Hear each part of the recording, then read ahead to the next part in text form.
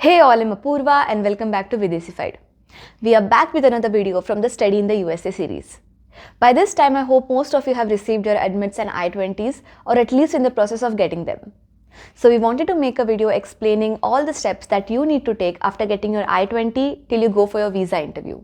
So please watch this video until the very end because I assure you that you won't get many of these steps or tips anywhere on the internet except in this video.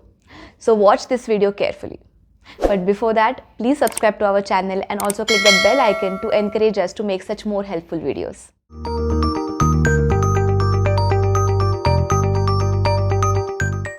Let's talk about the first steps first. Once you get the admit from a college, you have to show them proof of your financials, showing that you can afford your tuition fee and the living expenses up to at least 1 year. The college then reviews the documents and issues you the I-20. I-20 is the most important document when you are a student on F1 visa. So it is important to have all your information accurate on your I-20.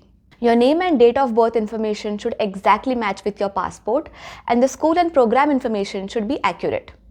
One of the most common mistakes that happen in the I-20 is that the scholarship amount is printed inaccurately or completely missing. So if you find any mistakes on your I-20, then you have to reach out to your International Affairs office and get a new I-20 issued. So our first step is to verify all the information printed on your I-20 is correct. We have discussed everything you need to know about the Form I-20 and the financial documentation required to get it in these videos, so please watch them if you haven't. If you have received all the admits that you were looking for, then you have to finalize which college you want to go to and request that I-20.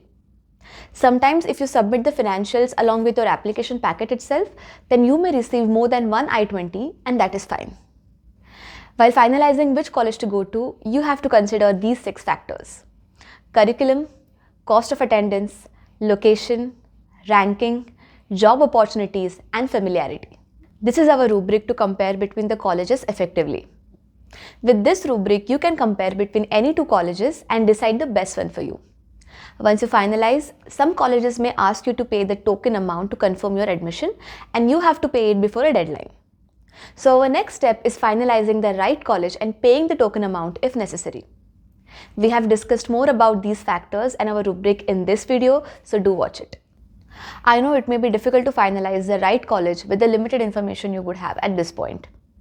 You would want to understand if the coursework is really good or not, and if you would get good job opportunities or not. For that, you have to talk to the current and graduated students from that college. So how do you find them? LinkedIn. LinkedIn is a great resource to find the seniors from the same college and department that you want to go to. You can search and filter based on that college and connect with them on the LinkedIn. Not everyone might respond, but even if you can get a few people, then you can get some valuable information about that program. So our next step is connecting with the seniors from the same course via LinkedIn. What if you were not able to connect to any of the seniors from the same program or college? Or even after connecting, you were still not able to get a complete picture? Then it would be useful to find out and connect with your current batchmates. You can then understand the standard of the current intake and things like batch strength and the financial aid status that would be helpful in making a better decision. To connect with your current batchmates, you can look for Facebook or WhatsApp groups for those colleges. Most of the colleges have WhatsApp or Telegram groups that you can find invites on the college Facebook groups or the Students Association Facebook pages. So our next step is to join the WhatsApp or Telegram groups for the respective colleges. This step can also be useful to make some new friends and contacts that can be useful with your visa preparation or finding accommodations, etc. in the future. So find the relevant groups and join them. Another advantage of connecting with the current students and alumni is that you can understand the opportunities for research, funding, and employment like the RA or TA.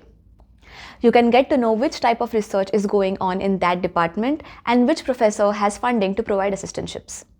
You can then email those professors and reach out to them about the opportunities and possible financial aid. Ideally, this step should be completed before the admission process itself, since most of the scholarships are awarded along with the admission itself.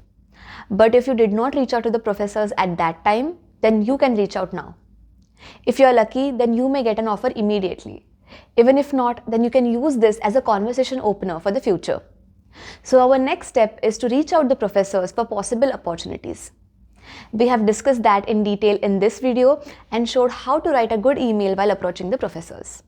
Once you finalize the right college and get the I-20 from that college, the next step would be to pay the SEVIS fees.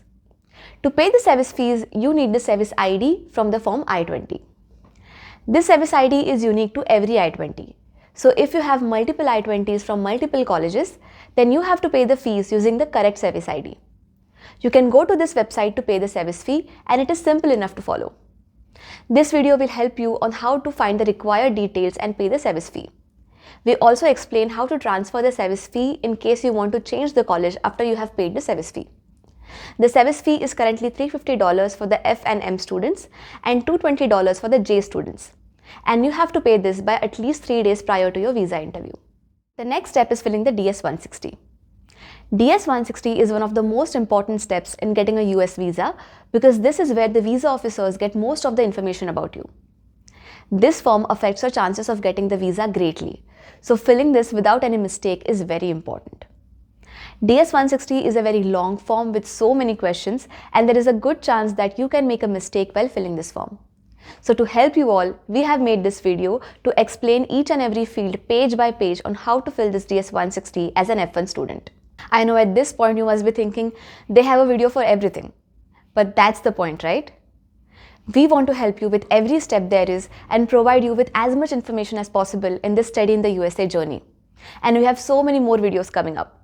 So if you haven't subscribed to our channel yet, then this is a good opportunity to subscribe right now.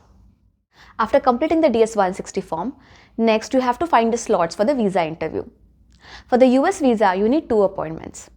One for the biometrics and the other one for the actual interview.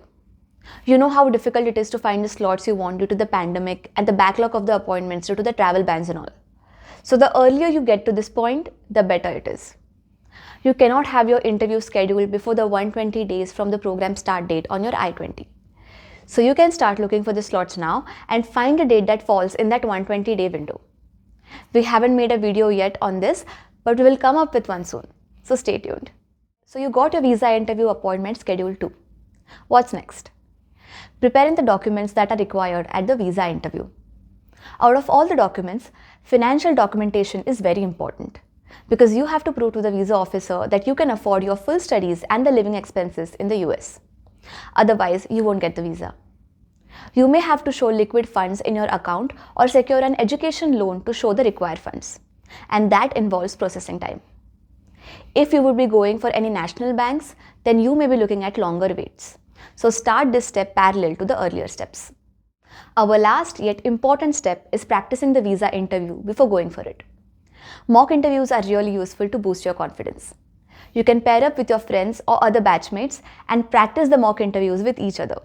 This will increase your confidence and chances of getting the visa. So that's all we have for today.